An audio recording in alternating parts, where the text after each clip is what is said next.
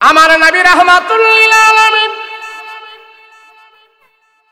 পয়গম্বর আল্লাহর কালাম খুলে খুলে যখন নাকি তেলাওয়াত করতেছে, নবীজির জামানার তেলাওয়াত, ওই লম্বা জাদুঘর আমার নবীজির পাশে দাঁড়িয়ে আছে। জাদুঘর মনে মনে ভাবতেছে মুহাম্মাদের কোরআন তেলাওয়াত আমি ভালো করে শুনি, তারপরে মুহাম্মদকে জাদুঘর বলতে আমার সুবিধা হবে, জাদুর মন্ত্র বলতে আমার সুবিধা হবে। রাহমাতুল লিল আলামিন নবী আমার লম্বা কোরআন তেলাওয়াত করতেছে, লম্বা সময় ধরে কোরআন তেলাওয়াত করতেছে। দীর্ঘক্ষণ পরে যখন নাকি নবীজি কোরআন তেলাওয়াত বন্ধ করে নবীজি তাকায় দেখে নবীজির পাশে লম্বা একটা লোক দাঁড়ানো আছে, তার চেহারার দিকে তাকায় দেখে আমার নবী রাহমাতুল লিল আলামিন তাকায় দেখে ওই লম্বা জাদুঘরের চোখ থেকে পানি গড়গড় করে দুনিয়ার জমিনে পড়া আরম্ভ করে দিয়েছে। আল্লাহর নবী জিজ্ঞেস করে, ভাই কি ব্যাপার, কেন এখানে তুমি কান্না করো, কারণটা কি? তোমার চোখের মধ্যে পানি কেন, কান্না করো, কি হইল তোমার? তুমি আমার কাছে বলো। তোমাকে কেউ কোনো কষ্ট দিয়েছি কিনা বলো, তুমি কারো দ্বারা আঘাত পেয়েছো কিনা বলো, আমার কোন সাহাবী তোমাকে কোনো কষ্ট দিয়েছি কিনা বলো।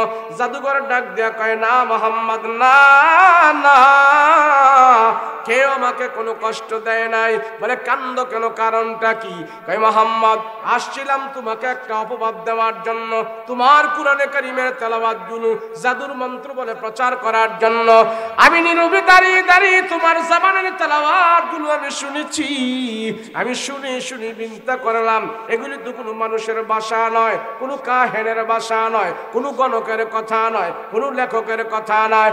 এ মুহাম্মদ, তোমার কোরআনের তেলাওয়াত আমি গভীর মনোযোগ সহকারে শোনার পর আমি বুঝতে পেরেছি এগুলি আহকামুল হাকিমিন, আল্লাহর কালাম। তোমার কোরআনের তেলাওয়াত আমার দিলের ভিতরে ধুইয়া মুইসা পরিষ্কার করিয়া আমার অন্তরের ভিতরে হেদায়েতের নূর হিসাবে ঢুকে গেছে। আল্লাহু আকবার। এবার জাদুঘর কান্নায় ভেঙে পড়ল, ও মুহাম্মদ, আমি আর কোরআনের বিরোধিতা করব না, আজ থেকে তোমার সাথী হতে চাই। আমার সব জাদুবিদ্যা বের হয়ে গেছে, কোরআনের নূর আমার দিলের ভিতরে ঢুকে গেছে। মুহাম্মদ, তোমার হাতে হাত রেখে আমি কালমা পড়তে চাই, তুমি আমাকে পড়ায় দাও লা ইলাহা ইল্লাল্লাহু মুহাম্মাদুর রাসূলুল্লাহ। এতক্ষণ আপনারা কোরআন হাদিসের কথা শুনেছেন, আসলে এবার অনেক আগে আসার কথা ছিল। অনেক মানুষের আবদার না রেখে আমরা পারি না, অনেক মহব্বত করি। রাস্তায় আসলে যদি বলে ভাই একটু আসেন, একটু দেখা করেন, একটু দোয়া করেন, আমরা যেতে হয়, অনুরোধ রাখতে হয়। কেন? আমার ব্যস্ততা কিন্তু আপনি বুঝবেন না, মহব্বত করলে ব্যস্ততা বুঝে না। একটু আসেন, একটু আসলে 10 মিনিট 20 মিনিট দেরি হয়ে গেলে আরেক জায়গায় যে লস হচ্ছে উনি এটাকে বুঝতে চায় না। উনি মহব্বতের বহিঃপ্রকাশ করতে আমার সময় লস করে দেয়। এমন হয়ে যায়, আপনাকেও আপনার আত্মীয়র বাড়িতে গেলে বিয়াই যখন কথা খুব মজা করে ধরছে, আপনার আরেক দিক দিয়ে ব্যাংকে যাওয়া লাগবে, ব্যবসায় যাওয়া লাগবে, কিন্তু বিয়াই আপনারে এমন ভাবে ধরছে, বিয়ের আবদার রাখতে যায় ব্যাংকের টাইম শুদ্ধ চলে যায়। এরকম হয় কি হয় না? তো যাই হোক, আমি মুসাফির মানুষ, আমি চলে আসলাম। আমি যদি আপনাদেরকে নিয়ে আল্লাহর দরবারে দোয়া করি, নবীজি বলেছেন মুসাফিরের দোয়া আল্লাহ পাক কবুল করে। তা আমি কিছু পারি আর না পারি আপনাদের জন্য দোয়া করতে পারবো তো, কি বলেন? এই প্রতিষ্ঠানে যদি কোনো মুসাফির এসে দোয়া করে, এই প্রতিষ্ঠানে যদি কোনো মুসাফির এসে পা রাখে, আল্লাহ এই প্রতিষ্ঠানকেও কবুল করবেন মুসাফিরের দোয়ার বদলতে। কথা বলেন ঠিক না? যাই হোক, আমি লম্বা চূড়া কথা বলবো না। মাদ্রাসার মাহফিল, এখানে ছেলেরা নুরানি পড়ে, কোরআন তেলাওয়াত করে, নামাজ শিখে, ওযু শিখে, রোজা শিখে, সালাম শিখে, বিভিন্ন মাসআলা মাসায়েল এখানে আমাদের সন্তানেরা শিখে। এই শিক্ষার দ্বারা কি হচ্ছে? আসমানি শিক্ষা যদি আমাদের না থাকে, কোরআনের শিক্ষা যদি আমাদের না থাকে, তাওহীদের শিক্ষা যদি আমাদের না থাকে, তাহলে আমাদের এই সমাজটা সোনার সমাজ থাকবে না। কোরআনের শিক্ষা ছাড়া বাকি যত শিক্ষা থাকবে, কোরআনের আমল ছাড়া বাকি যত আমল থাকবে, এই সমাজের ভিতরে শান্তি আসতে পারে না। আমরা যুগ যুগ ধরে দেখেছি আইয়ামে জাহেলিয়াতের মানুষগুলো আমার রসুল থেকে নিয়ে ঈসা নবী পর্যন্ত, এখানে 600 বছরের একটা গ্যাপ ছিল। ঈসা নবী থেকে নিয়ে আমাদের নবী পর্যন্ত এই 600 বছরের ভিতরে কোনো কিতাব দুনিয়াতে আসে নাই, আসমানি কোনো গ্রন্থ আসে নাই, ওয়াজ মাহফিল ছিল না, মাদ্রাসা ছিল না, মসজিদ ছিল না, হক্কানি আলেম ছিল না। না থাকার ফলে ওই মানুষগুলো, আইয়ামে জাহেলিয়াতের মানুষগুলোর অবস্থা এমন হয়ে গিয়েছিল, 2 পাওয়ালা মানুষ তারা ছিল, কিন্তু তাদের কাজে কর্মে 4 পাওয়ালা জানোয়ারের চাইতেও তারা আরো খারাপ ছিল। আইয়ামে জাহেলিয়াতের মানুষদের টাকা পয়সা, ধন সম্পদ সব কিছু ছিল, কিন্তু আসমানি শিক্ষা ছিল না, কোরআনের শিক্ষা ছিল না, ওহির জ্ঞান ছিল না, আল্লাহ সম্পর্কে বেখবর ছিল। এক আল্লাহর কত শক্তি, জাহান্নামের মানুষ জাহান্নামে যেতে হবে, জান্নাতে যাবে, কি হবে মরার পরে, কি হবে কবরে, এই মেসেজগুলো তাদের কানে দেওয়ার মতো কোনো মানুষ ছিল না। না থাকার ফলে এক আল্লাহর জায়গায় তারা 360 খোদা বানায়া কাবা ঘরের ভিতরে মূর্তি ঢুকাইয়া এরপরে তারা সেই মূর্তির পূজা করত সোয়াবের নিয়তে। কথা বলেন ঠিক কিনা? এক আল্লাহ তো মানে নাই, তার বিপরীতে 360 খোদা তারা বানাইছে। কয়শো খোদা? বৃষ্টির জন্য এক খোদা, ভাগ্যের জন্য আরেক খোদা, ফসলের জন্য এক খোদা, পরীক্ষার জন্য এক খোদা, ব্যবসার জন্য আরেক খোদা। এমন খোদা বানাইতে বানাইতে খোদার সেক্টর খুলছে তারা 360টা। এখন আমার রসুল এসে যখন নাকি এক আল্লাহর দাওয়াত দেওয়া শুরু করলো, তো মক্কার কাফেররা হাসাহাসি শুরু করছে, হায় হায় মোহাম্মদ তুমি এটা কি কও, এক আল্লাহর দাওয়াত দাও আমাদেরকে, আমাদের তো 360 খোদা আছে, 360 খোদাই তো আমাদের জরুরত পুরা করতে পারে না, আর তোমার এক আল্লাহ আমাকে জরুরত পুরা করব। মোহাম্মদ এগুলি বাদ দাও, আমরা 360 খোদা মানে লাত, মানাত, হুবুল, তুবুল, উজ্জা, এটা সেটা, এগুলি আমাদের খোদা। এত খোদা মাই নাই তো আমাদের সবকিছু আমরা পাই না, এক খোদাই আমাকে কেমনে আমাকে এত কিছু দিব, এত দাওয়াত দাওয়াত আমাদের দরকার নাই, দরকার নাই। নবীজি কি তাদের কথায় থামছে নাকি এক আল্লাহর দিকে দাওয়াত আরো বেশি করে দিচ্ছে? নবীজি সর্বপ্রথম আল্লাহর দিকে মানুষকে ডাকছেন, আর আল্লাহ আমার রসুলের উপরে 3টা পদ্ধতি দিয়ে দিছিলেন। এই 3 পদ্ধতির মাধ্যমে আপনি মানুষদেরকে আল্লাহর দিকে ডাকবেন। জোরে বলেন কয় পদ্ধতি? 1 নম্বর পদ্ধতিটা হইল, আপনার কাছে আসমান থেকে যে আমি যে কোরআনের আয়াত নাজিল করতেছি, নবীজি এই কোরআনের আয়াত আপনি সর্বপ্রথম আপনার পবিত্র জবান দিয়ে তেলাওয়াত করবেন। দেখবেন আপনার তেলাওয়াত শুনে শুনে অনেক কাফের মুশরিকেরা বিনা দাওয়াতে কোরআনের তেলাওয়াতের মাধ্যমেই তারা মুসলমান হয়ে যাবে। বলেন হযরত ওমর মুসলমান হয়েছে কিসের মাধ্যমে? কোরআন তেলাওয়াত শ্রবণের মাধ্যমে। সুবহানাল্লাহ বলেন। তো নবীজি কোরআন তেলাওয়াত করত, দূর দূরান্ত থেকে, গাঁও গ্রাম থেকে, মফস্বল এলাকা থেকে অনেক মানুষ আসতো। মুহাম্মদ শেষ নবী, শ্রেষ্ঠ নবী, দুজাহানের নবী, তারপরে আর কোনো নবী নাই। তো এসে যখন নাকি দেখতো মুহাম্মদ কোরআন তেলাওয়াত করে, নবীজির কোরআন তেলাওয়াত শুনে শুনে অনেক কাফের কালমা পড়ে মুসলমান হয়ে যেত। তো মক্কার কাফেররা দেখলো, হায় হায় মুহাম্মদের কাছে আসলে আর কোরআনের তেলাওয়াত শুনলে অটোমেটিক যে তারা মুসলমান হয়ে যায়। তো মুহাম্মদের কাছ থেকে জনগণকে দূরে সরাইতে হবে, মুহাম্মদের কাছ থেকে জনগণকে দূরে রাখতে হবে, মুহাম্মদের কাছে যেন জনগণ না আসে, আসলেও যেন মুহাম্মদের কোরআন তেলাওয়াত না শুনে, এমন একটা ব্যবস্থা করতে হবে। তাৎক্ষণিকভাবে আবু জাহেল মক্কার দারুন নাদওয়ায় সব কাফেরদেরকে নিয়ে মিটিং করলো, এই মুহাম্মদের কাছে এসে যেন মানুষ কোরআন তেলাওয়াত না শুনে কি করতে পারে পারি আমরা?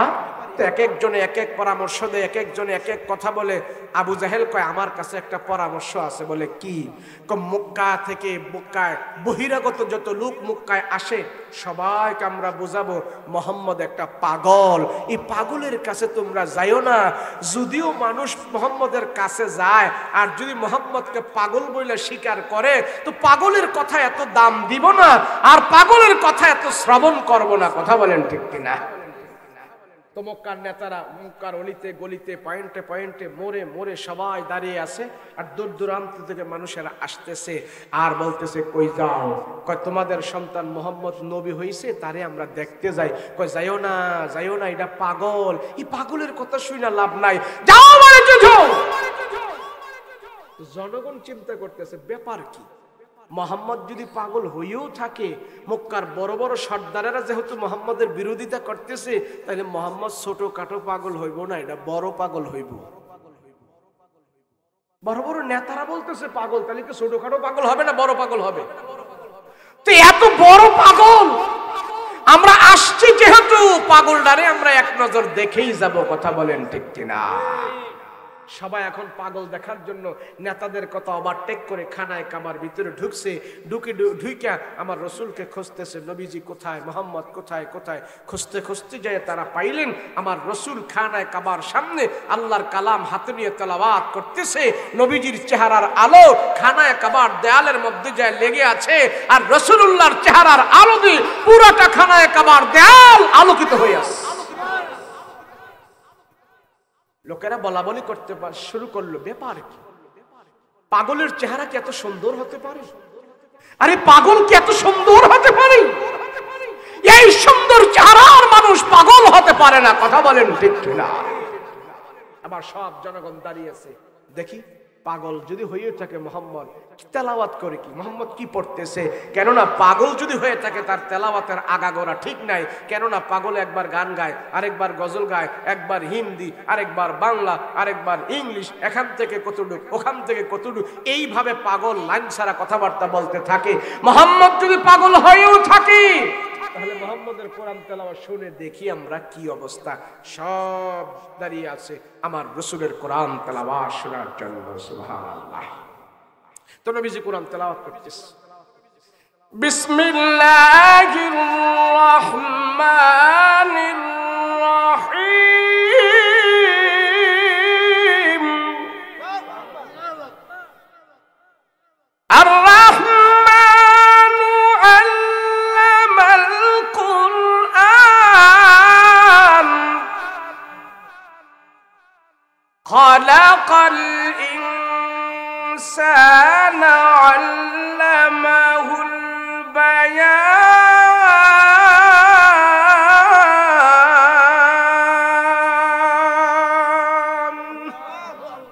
নবীজি সূরা রহমান তেলাওয়াত করতেছে। যারা বলছে মোহাম্মদ পাগল আর যারা দেখতেছি তারা চিন্তা করতেছে হায় হায়, পাগলে কি এত সুন্দর তেলাওয়াত করতে পারে? পাগলের জবান থেকে এত দামি তেলাওয়াত বের হতে পারে? এত উচ্চাঙ্গের সাহিত্যিকপূর্ণ কথা, কত মাধুর্যপূর্ণ কথা, এমন দামি দামি কথা পাগলের জবান থেকে বের হতে পারে না। যারা আসছে রাসূলুল্লাহকে দেখতে তারা বলতেছে ও মুহাম্মদ, আমরা সত্য রাসূল পেয়েছি, তোমাকে তোমার হাতে হাত রাখতে চাই, আমাদেরকে কালমা পড়ে মুসলমান বানিয়ে দাও। আবু জাহেল শুনলো, কইলাম মোহাম্মদ পাগল, কিন্তু পাগল এত দামি তেলাওয়াত কইরা মোহাম্মদ পাগলের তেলাওয়াত শুনে সব মানুষ মুসলমান হয়ে গেছে, আমরা কইয়া লাভ হইল কি? আমাদের কওয়ার চেয়ে না কয় তো ভালো ছিল। তা আবু জাহেলের মাথা আরো গরম হয়ে গেছে।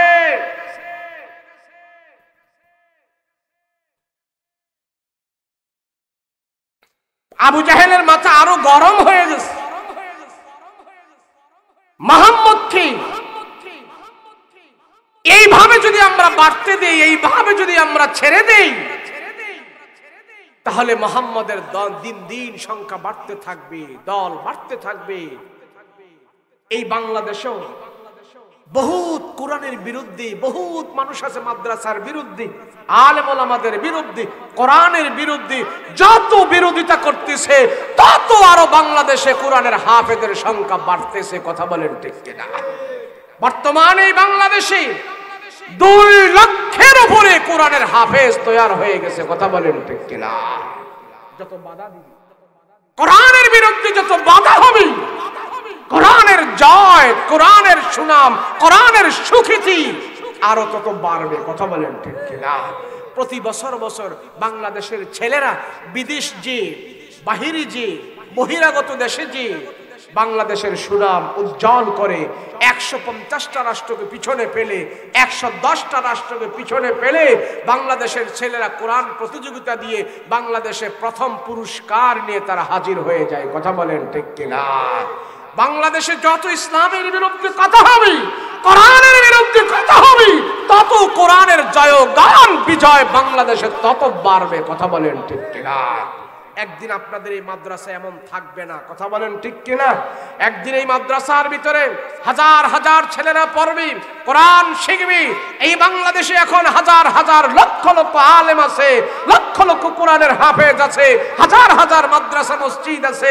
বিরোধিতা করতেছে, কমতেছে না বাড়তেছে? যারা বলেন না কমতেছে না বাড়তেছে? আবু জাহেল বিরোধিতা করেছে, আবু জাহেল বিরোধিতা করলো। এবার চিন্তা করলো, না আমরা নেতারা যখন বলেছি আমাদের নেতাদের কথা কেউ শোনে নাই, হায় হায়। এখন আবু জাহেল বলে, আমরা নেতারা আর মোহাম্মদের বিরোধিতা করব না, কোরআনের বিরোধিতা করব না, এখন থেকে আমরা দালাল ভাড়া করব, দালাল দিয়া এরপরে মোহাম্মদের কোরআনের বিরোধিতা করব। যারা ইসলামের বিরোধিতা করবে নিজেরা না পারলো অন্যজনকে নিয়ে হলো বিরোধিতা করবে। এমন স্বভাব এখন থেকে নয়, 1500 বছর আগ থেকেই ছিল। কথা বলেন ঠিক কিনা? আবু জাহেল তখন একটা দালাল ভাড়া করছে, হাদিসে আসছে সেই দালালের নাম হলো দিমাত নামক জাদুঘর, বাংলায় যাকে বলা হয় জামাত নামক জাদুঘর। সে জাদুবিদ্যায় অনেক পারদর্শী, জাদুর অনেক মন্ত্র জানে, সে অনেক বিশাল বড় জাদুঘর। তারে ভাড়া করছে, তারে ভাড়া করে বলে, ও জামাত, মুহাম্মদের কাছে এসে যারা কোরআন তেলাওয়াত শ্রবণ করে শোনে, তুমি সবাইকে বলবা মুহাম্মদ এগুলি জাদুর মন্ত্র তেলাওয়াত করে। জাদুর মন্ত্র বলে যদি সবার কাছে আমরা মেসেজটা দিয়ে দিতে পারি তো মুহাম্মদের কোরআন তেলাওয়াত আর কোনো মানুষ শুনবে না, জাদুর মন্ত্র বলে প্রত্যাখ্যান করবে। ওই জাদুঘরকে দিনার দিরহাম টাকা পয়সা দি ঘুষ দিয়া তারে পাঠাইলো আমার রাসূলুল্লাহর কোরআন তেলাওয়াতকে মক্কার মানুষের কাছে, মক্কার বহিরাগত মানুষের কাছে জাদুর মন্ত্র বলে প্রচার করার জন্য। ওই জাদুঘর আস্তে আস্তে করে খানায় কাবায় গেল মুহাম্মদকে জাদুঘর বলে সবার কাছে প্রচার করে দেওয়ার জন্য।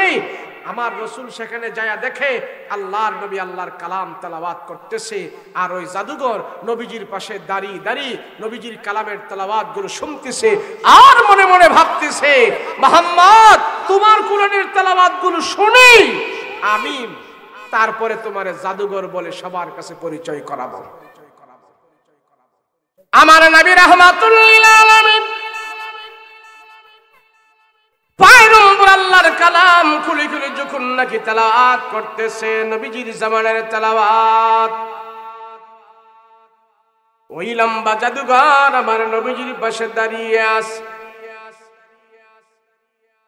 জাদুঘর মনে মনে ভাবতেছে, মুহাম্মাদের কোরআন তেলাওয়াত আমি ভালো করে শুনি, তারপরে মুহাম্মদকে জাদুঘর বলতে আমার সুবিধা হবে, জাদুর মন্ত্র বলতে আমার সুবিধা হবে। রাহমাতুল লিল আলামিন নবী আমার লম্বা কোরআন তেলাওয়াত করতেছে, লম্বা সময় ধরে কোরআন তেলাওয়াত করতেছে। দীর্ঘক্ষণ পরে যখন নাকি নবীজি কোরআন তেলাওয়াত বন্ধ করেন, বন্ধ করে নবীজি তাকায় দেখে নবীজির পাশে লম্বা একটা লোক দাঁড়ানো আছে, তার চেহারার দিকে তাকায় দেখে আমার নবী রাহমাতুল লিল আলামিন তাকায় দেখে ওই লম্বা জাদুঘরের চোখ থেকে পানি গড়গড় করে দুনিয়ার জমিনে পড়া আরম্ভ করে দিয়েছে। আল্লাহর নবী জিজ্ঞেস করে, ভাই কি ব্যাপার, কেন এখানে তুমি কান্না করো, কারণটা কি? তোমার চোখের মধ্যে পানি, কেন কান্না করো? কি হইল তোমার, তুমি আমার কাছে বলো। তোমাকে কেউ কোনো কষ্ট দিয়েছি কিনা বলো, তুমি কারো দ্বারা আঘাত পেয়েছো কিনা বলো, আমার কোন সাহাবী তোমাকে কোনো কষ্ট দিয়েছি কিনা বলো।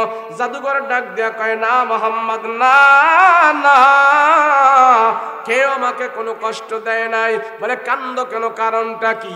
কয় মুহাম্মদ, আসছিলাম তোমাকে একটা অপবাদ দেওয়ার জন্য, তোমার কুরআনে কারীমের তেলাওয়াত গুলো জাদুর মন্ত্র বলে প্রচার করার জন্য। আমি নীরবে দাঁড়িয়ে দাঁড়িয়ে তোমার জামানের তেলাওয়াত গুলো আমি শুনেছি, আমি শুনে শুনে চিন্তা করলাম, এগুলি তো কোনো মানুষের ভাষা নয়, কোনো কাহেনের ভাষা নয়, কোনো গণকের কথা নয়, কোনো লেখকের কথা নয়। এ মুহাম্মদ, তোমার কুরআনের তেলাওয়াত আমি গভীর মনোযোগ সহকারে শোনার পর আমি বুঝতে পেরেছি এগুলি আহকামুল হাকিমিন, আল্লাহর কালাম। তোমার কুরআনের তেলাওয়াত আমার দিলের ভিতরে ধুইয়া মুইসা পরিষ্কার করিয়া আমার অন্তরের ভিতরে হেদায়েতের নূর হিসাবে ঢুকে গেছে। আল্লাহু আকবার। এবার জাদুঘর কান্নায় ভেঙে পড়ল, ও মুহাম্মদ, আমি আর কোরআনের বিরোধিতা করব না, আজ থেকে তোমার সাথী হতে চাই। আমার সব জাদুবিদ্যা বের হয়ে গেছে, কোরআনের নূর আমার দিলের ভিতরে ঢুকে গেছে। মুহাম্মদ, তোমার হাতে হাত রেখে আমি কালমা পড়তে চাই, তুমি আমাকে পড়ায় দাও লা ইলাহা ইল্লাল্লাহ মুহাম্মাদুর রাসূলুল্লাহ সাল্লাল্লাহু আলাইহি ওয়াসাল্লাম। আচ্ছা বলেন, জাদুঘর নবীজির কোরআন তেলাওয়াত শুনে মুসলমান হয়েছে, আজকে আমাদের কাছে কোরআন তেলাওয়াত ভালো লাগে না, কথা বলেন ঠিক কিনা? আমার ঘরে কোরআনের তেলাওয়াত নাই, আমার ঘরে কোরআনের তেলাওয়াত নাই, আমার ছেলে মেয়ে কোরআনের তেলাওয়াত করতে পারে না। আরে তখনকার কাফেরের কাছে কোরআনের তেলাওয়াত মজা লাগতো, এখন মুসলমানের কাছে কোরআনের তেলাওয়াত মজা লাগে না। কত দুঃখ আর আফসোসের বিষয়, কথা বলেন ঠিক কিনা? আমি যদি জিজ্ঞেস করি, মাদ্রাসার ছেলেরা ছাড়া এখানে কয়টা লোক সহি শুদ্ধ করে কোরআন শোনাইতে পারবেন আমাকে? ইল্লা মাশাআল্লাহ 100 জনের ভিতরে মনে হয় 90 জনই ফেল করবেন, কথা বলেন ঠিক কিনা? আমি আমার রক্তমাখা ঘাম পরিশ্রমের টাকা দিই, আমি ঘর বিল্ডিং সব কিছু করে গেলাম, আমার ওই ঘর থেকে মৃত্যুর পরে আমার ছেলে মেয়েরা আমার ঘর থেকে কোরআনের তেলাওয়াত করে আমার কবরে পাঠাবে, এমন কোনো গ্যারান্টি আছে? এই কথা বলেন আছে? কিন্তু এই যে একটা মাদ্রাসা আমি করে গেলাম, আমার 10 টাকা 5 টাকার দ্বারা একটা ইট এখানে হলো, একটা টিন এখানে হলো, একটা বেড়া এখানে হলো, কিন্তু আমি এখন দুনিয়াতে নাই, আমি কবরে আছি। এই ঘরের ভিতরে যদি কোনো ছেলেরা এখানে পড়াশোনা করে, এই ঘরের ভিতরে ছেলেরা রাতের 3টা বাজে উঠে, 2টা বাজে উঠে তাহাজ্জুদের নামাজ পড়ে, আল্লাহর কালাম খুলে খুলে যখন তেলাওয়াত করবে, আমার অর্থের বিনিময়ে আমি যদি এরকম একটা স্থাপনা করে যেতে পারি, আর এই স্থাপনার ভিতরে আল্লাহর কালাম যদি ছেলেরা পড়তে থাকে, অবশ্যই এই কালামের তেলাওয়াতের সওয়াব আল্লাহর নাজাতের বাণী বানায়া আল্লাহ আমার কবরের ভিতরে পৌঁছাই দিবে, কথা বলেন ঠিক কিনা? তাহলে আমার ঘর থেকেও মাদ্রাসার ঘর জরুরি, কথা বলুন ঠিক কিনা? আমার ঘর থেকেও মাদ্রাসার ঘর জরুরি, কেননা আমার ঘর থেকে গান বাজবে, আমার ছেলে মেয়েরা গান গাবে, আমার ছেলে মেয়েরা কোরআন পড়বে না, আমার ছেলে মেয়েরা আরামে ঘুমাবে, নামাজও পড়বে না। কিন্তু আমি যদি মাদ্রাসা করে যাই, এখানে মাদ্রাসার ছেলেরা গান বাদ্য বাজানোর কোনো সুযোগ নাই, কোরআন তেলাওয়াত করবে, কথা বলেন ঠিক কিনা? তাহলে বলেন মাদ্রাসা দরকার আছে না? না, মাদ্রাসা যদি নষ্ট হয়ে যায়, মাদ্রাসা যদি স্থাপনা না থাকে, তাহলে আমার আপনার বেনামাজি হওয়া 2 মিনিটেরও ব্যাপার না। আগে মাদ্রাসাগুলো দরকার। নবীজি প্রথম কোরআনের তেলাওয়াত করেছেন, ব্যাখ্যা করে নাই আগে, নবীজি তাফসীর করে নাই আগে, নবীজি কোরআন তেলাওয়াত করছে। আর এই তেলাওয়াত শুনে শুনি ওমরের মতন কঠিন দিলওয়ালা একটা মানুষ, ওমরের মতন একটা ঘাউরা মেজাজের মানুষ ইসলাম গ্রহণ করতে বাধ্য হয়েছে, কথা বলেন ঠিক কিনা? ওমর কি জানতেন মানুষ ছিল? আচ্ছা, ওমর রে আল্লাহ কি দিয়ে মুসলমান বানাইছে? নবীজির কোরআন তেলাওয়াত দিয়া ওমরের বোন যখন কোরআনের তেলাওয়াত করছে, ঘরের ভিতর থেকে গুনগুন করে আওয়াজ হযরত ওমর শুনেছে, ঘরের দরজায় যায় লাথি মারছে, এ বোন শুনেছি তোমরা নাকি মুসলমান হয়ে গেছো। বলে হ্যাঁ। বলে কেন মুসলমান হয়েছো? বলে মুসলমান হয়েছি মুহাম্মদ রাসূলুল্লাহর হাতে হাত রেখে কালমা পড়েছি। ওমর বলে তুমি আমি ঘরের ভিতরে আসার আগে গুনগুন একটা শব্দ কি যেন শুনলাম, সেটা কি? তোমরা কি পড়েছো? বলে আমরা কোরআন তেলাওয়াত করেছি। বলে আমাকে দেখাও। বলে না, তোমাকে দেখানো যাবে না। কেন আমাকে দেখানো যাবে না? কোরআন পড়তে গেলে শুনতে গেলে কাফের অবস্থায় শোনা যায় না। পবিত্র হও, ওযু করো, মুসলমান হও, কালেমা পড়ো। ওমর কয় ঠিক আছে, আমি এগুলা করব, তারপরও আমারে কোরআনের তেলাওয়াত শোনা, দেখি ওখানে তোরা কি পাইছস, কি পাইছস সেখানে। ওমরের বোন যখন নাকি কোরআনের তেলাওয়াত শুরু করলো, একটা আয়াতের ভিতরে আসলো, ইন্নানি আনাল্লাহ।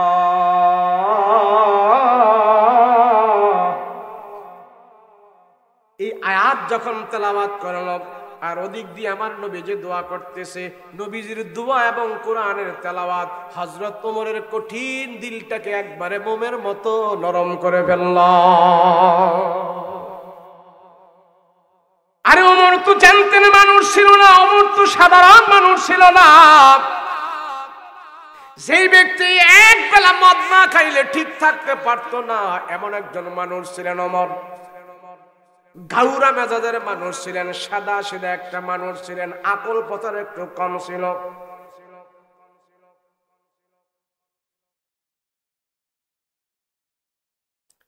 মাশাআল্লাহ বলেন। এই যে মাদ্রাসা এখানে, এ বাবা উঠেন না, দোয়া করবো, বেশি রাত হয়ে গেছে তো দোয়া করব। হুজুরে বারবার চিঠি দিচ্ছেন, মাদ্রাসার অনেক প্রয়োজন, হ্যাঁ অনেক প্রয়োজন। তাহলে আমি আপনাদের প্রয়োজন আগে মিটতে হবে। মাদ্রাসা এখানে দরকার, মাদ্রাসার ঘর এখানে দরকার। এই জায়গাটা যদি মাদ্রাসার জন্য হয়ে যায় তাহলে মনে হয় ভালো হয় হুজুর না? এখানে ঘর হবে, মাদ্রাসার এখানে ঘর হবে, হেফজখানা হবে। আপনারা কি এই হেফজখানা করে দেওয়ার জন্য রাজি আছেন না? কথা বলেন, রাজি আছেন না? হ্যাঁ, ছাত্র ধরে না মাদ্রাসা। আরে সৌভাগ্য, অনেক মাদ্রাসা ঘর আছে, ছাত্র নাই, আর আপনাদের এখানে ছাত্র আছে, ঘর নাই। এটা সৌভাগ্য। কথা বলেন ঠিক কিনা? তাহলে এই মাদ্রাসার জন্য কে কে আছেন যে ঘর কইরা দিবেন?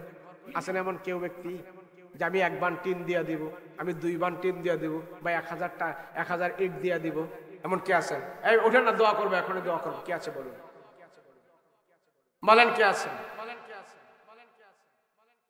আসেন কি যে আমি মাদ্রাসার জন্য 1 বান টিন দিব, এই জায়গায় ঘর ওঠার জন্য? এমন কে আছেন?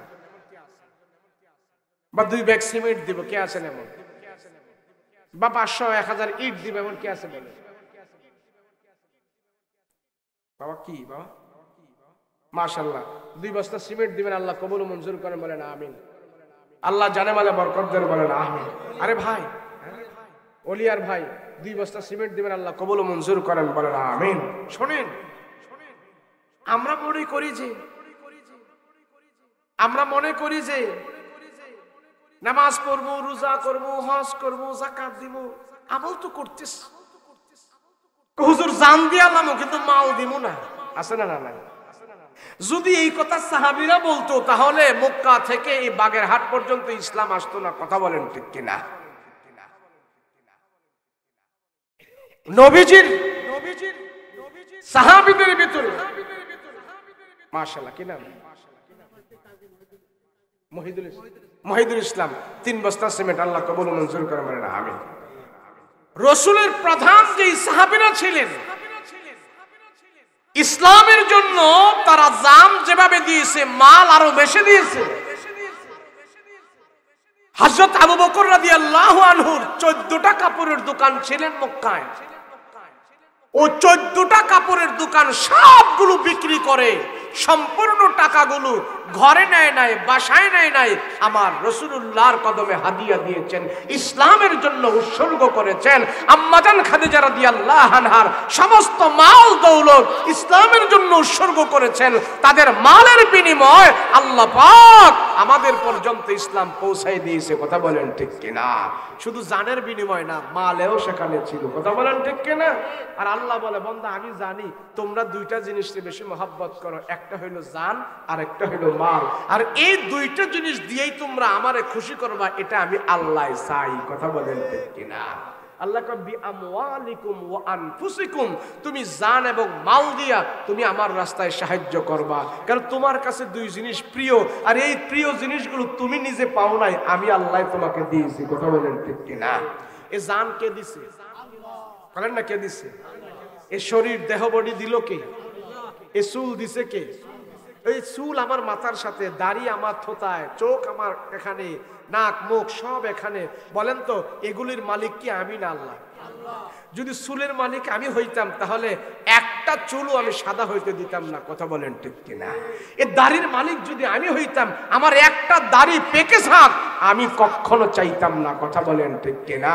এই চোখ আমার সাথে আছে কিন্তু চোখের মালিক আমি না, এই চোখের পাওয়ারও আমার কাছে নয়।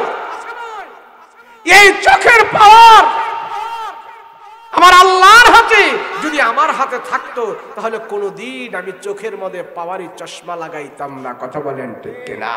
আল্লাহ কয় তোমারে জান দিছি এবং তোমার আমি মালও দিয়েছি। কথা বলেন ঠিক কিনা? একই ব্যবসা দুইজনে করে, একজনের লাভ হয় আর একজনের লস হয়। কথা বলেন ঠিক কিনা? যদি আমার হাতে আমার ব্যবসার লাভ থাকতো তাহলে আমি তো কোনোদিন লস দিতাম না। কথা বলেন ঠিক কিনা?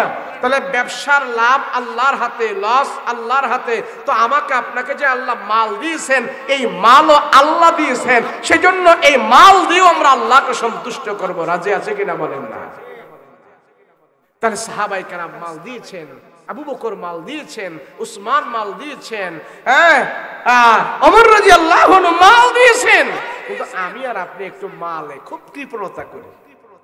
নবীর সাহাবীদের ভিতরে একজন লাজুক সাহাবী ছিলেন, নাম ছিল উসমান গনি রাদিয়াল্লাহু আনহু, জিন্নুরাইন বলা হয় তাকে। ওনার অনেক সম্পদ ছিল, কিন্তু দুনিয়ার ব্যাপারে উনি খুব জাকজমক ছিলেন না, একবারে দুর্বল ছিলেন। আখিরাতের বেলায় উনি খুব ধনী ছিলেন।